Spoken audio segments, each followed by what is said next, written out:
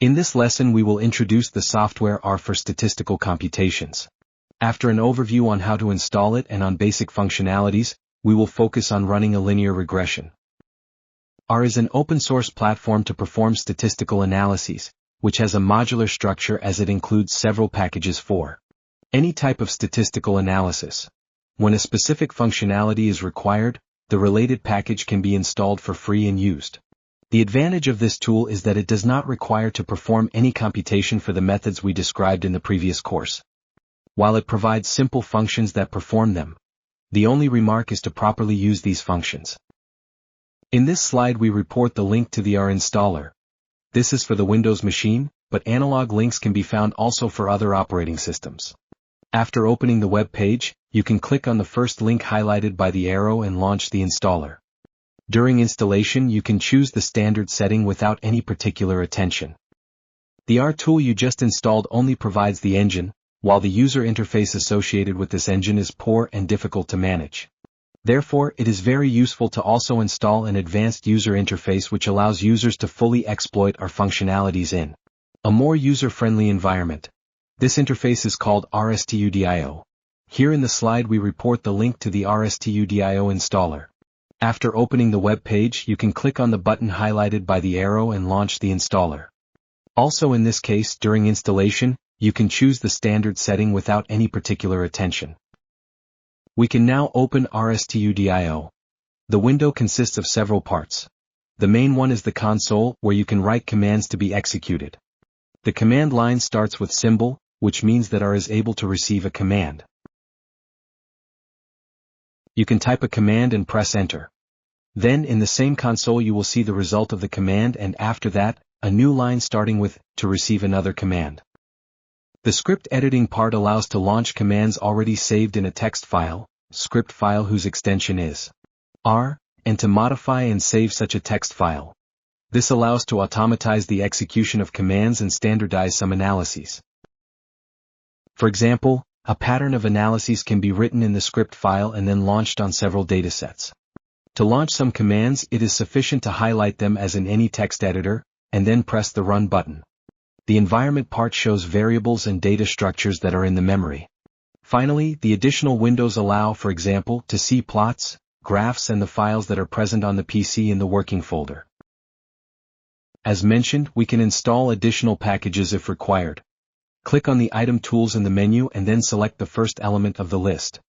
Write the name of the required package and press install to go on. When writing the name of package, a list appears to support the user by showing all available packages in alphabetical order.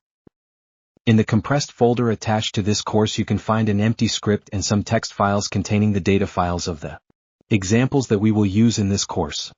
The first 4 files highlighted in the figure refer to those analyzed in course on databases. You can simply double-click on the file script to open R and let it directly work in the folder with the text files. We will start from simpler datasets and then we will address that from the course on databases. Now let's see some basic functions available. In all cases you can either write line by line the commands in the console, or you can prepare a script file. Pay attention that the green text preceded by symbol hashtag is a comment and not part of the commands. The first command allows to import a dataset contained in text table. Each row corresponds to a record, while items are separated by tab or a space. Columns represent the stored variables. The first row includes the headers, that is, the names of the columns. Once imported, the values in each column can be accessed using the name of the data structure, input_data in this case, followed by the symbol $ and the name of the column. In the following lines you can see basic operations to understand if data have been correctly imported.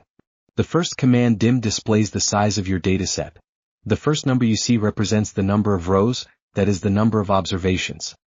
The second is the number of columns, that is the number of variables. Regarding such variables, you can directly inspect their names using the function names. We now see how to get summaries of a variable. The command summary provides the mean value and the quantiles, including median, for the variable passed as argument. For a graphical representation, the function hist generates the histogram of the frequencies. You can find the command lines on the left, and the respective result on the right. The summaries are provided in the console, while the histogram is drawn in the devoted area in the lower right part of the window. Let's now analyze the correlation between two variables. The command COR provides the correlation coefficient, between -1 and 1, between the two variables passed as arguments. For a graphical representation, the function plot, with the two variables passed as arguments, generates the scatter plot from which the relationship between the variables can be studied. Once again, on the left you can find the command lines and on the right the respective result. The value of the correlation coefficient is provided in the console, and the scatter plot is drawn in the devoted area in the lower right part of the window. And now, let's use ML on the data. The function LM performs the linear regression and requires at least 3 arguments. The first is the output variable to be modeled, in this case it is called cholesterol. The third is the data structure that contains the input data, in this case called data. The second argument, after the symbol tilde, decides the input variables. You can list them separated by the symbol plus, as shown in the slide, or you can include all columns in the data structure used for input variables. The result of the linear regression is saved in a data structure, whose name is specified when calling the function LM. In this case the name is fit. With the command summary we can find all details about the performed regression. You can see this outcome on the right.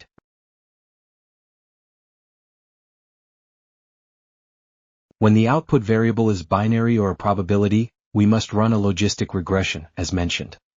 This can be easily done by replacing function LM with function GLM and specifying an additional argument to the function as shown in the slide.